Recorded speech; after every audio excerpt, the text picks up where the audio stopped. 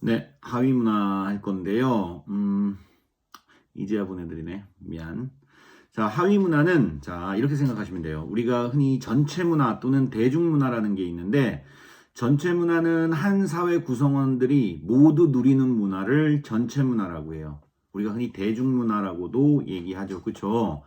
그런데, 자, 뭐, 그러면 한번 예를 들면, 전체 문화의 예를 들면, 뭐가 있을까요? 한글 사용하죠. 핸드폰 사용하죠. 이런 것들은 뭘로 봐야 됩니까? 전체 문화로 봐야 되겠죠. 그쵸? 그런데, 자, 하위 문화는 우리 프린트 제가 이제 찍어서 드렸는데 내일 오시면 파일로도 드릴게요. 또 봐서. 자, 한 사회 내의 특정 구성원들이 공유하는 문화를 여기다 줄쳐야 되죠. 이게 의미입니다. 한 사회 특정 구성원들만이 공유하는 문화를 우리가 하위 문화라고 얘기합니다. 하위 문화의 예로는 뭐가 있냐면 청소년 문화. 청소년이 너희들이 향유하고 있는 문화, 기성세대라든지 다른 세대들은 향유하지 않는 문화를 의미하는 거죠. 그쵸? 이 자동으로 잡다 보니까 D가 어두워서 그런가 계속 약간씩 틀려지네, 화면이. 미안. 그냥 할게요. 얼마 안 걸립니다, 이거. 자, 그래서 한 사회 내에 특정 구성원들만이 향유하는 문화, 청소년 문화, 청소년들끼리 향유하는 거고요. 향유하는 거고요. 그 다음, 세대 문화라고 해서 70, 80 세대들, 선생님 나이 때에 듣는 노래들, 이런 것들은 이제 또 세대 문화라고 얘기할 수 있는 거죠. 특정 연령인들이 이제 향유하고 있는 문화를 우리가 세대 문화라고 얘기하고요.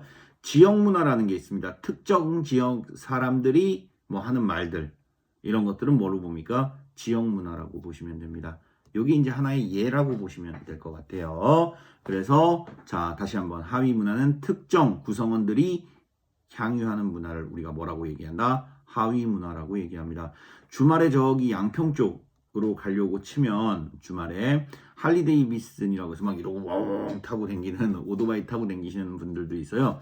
그 사람들도 뭡니까? 특정 문화를 공유하고 향유하는 사람들이죠. 그래서 이런 사람들을 뭐라고 얘기한다? 이제 하위 문화를 누리고 있다. 하위 문화를 가지고 있다. 향유하고 있다. 라고 얘기합니다.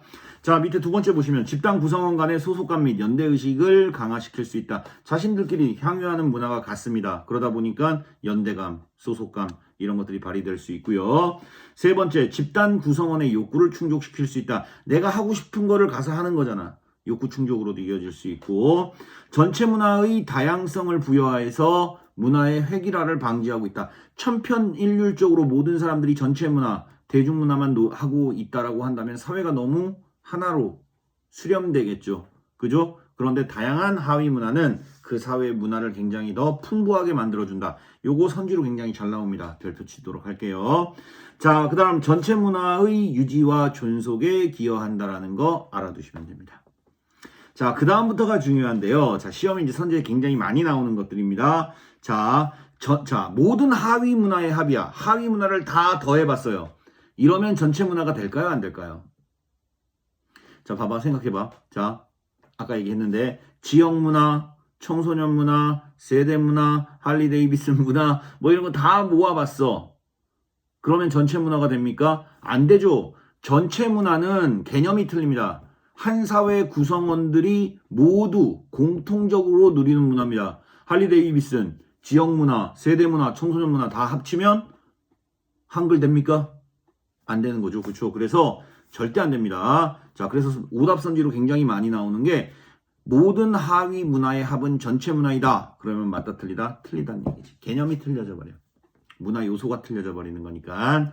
자, 그 다음 밑에 거 보시면 이제 두 번째 이제 가로가 있는데요. 자, 상대성입니다. 이것도 굉장히 잘 나옵니다.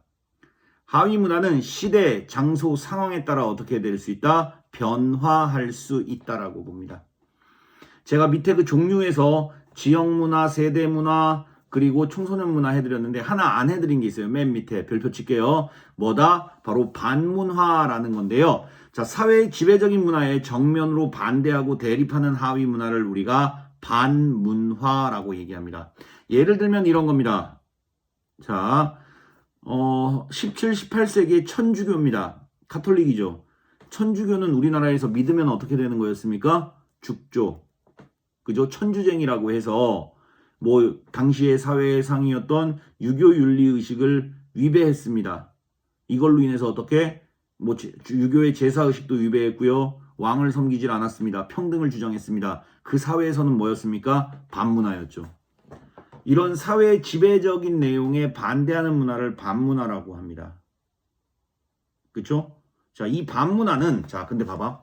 상대성을 가질 수 있습니다. 모든 문화가 다 그렇습니다. 전체 문화, 하위 문화, 하위 문화에 속해 있는 반문화. 얘네들은 시대와 상황, 장소에 따라서 어떻게 될 수 있다? 변화할 수 있다. 상대성을 가지고 있습니다. 예를 들어 볼게. 자, 시대와 상황에 따라서 자, 아까 천주교로 했으니까 계속 천주교로 한번 해볼게요. 천주교는 자, 만약에 여기가 서양이라고 생각해 봅시다. 15세기, 14세기라고, 12세기, 11세기라고 해보자. 서양의 모든 사람들이 무슨 종교를 믿었다? 카톨릭을 믿었습니다. 모든 사람들이 공유하는 문화죠. 전체 문화입니다. 그렇죠? 그런데 그게 우리나라로 들어와서 17, 18세기에 뭐가 됐다고? 다른 사회에서는 반문화였는데 지금은 어떻게 17, 18세기 조선에서는 뭐야? 반문화야. 서양에선 전체 문화였는데 우리나라에 들어오니까 뭐가 돼버렸어? 반문화가 돼버렸어. 그런데 지금 봐봐.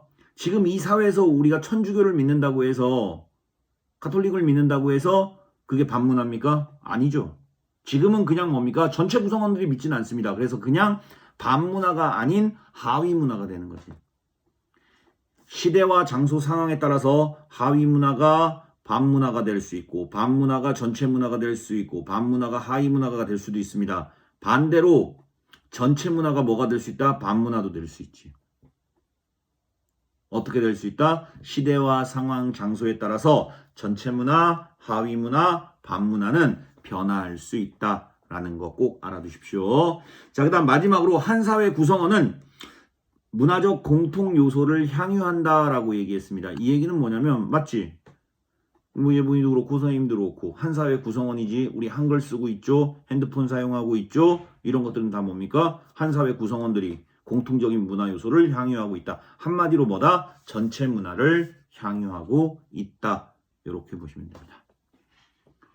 밑에 뭐 종류, 지역 문화, 세대 문화, 청소년 문화, 반문화 나와 있는데 걔네들은 그냥 한번 읽어보시면 됩니다. 이게 전체 문화인지 반문화인지 하위 문화인지만 구분해 주시면 깔끔하게 풀릴 수 있는 문제고요. 선생님이 불려드렸던 아까 그 위에 있었던 1번 하위 문화의 특징은 전체적으로 굉장히 잘 나오는 선지들입니다. 대부분 다.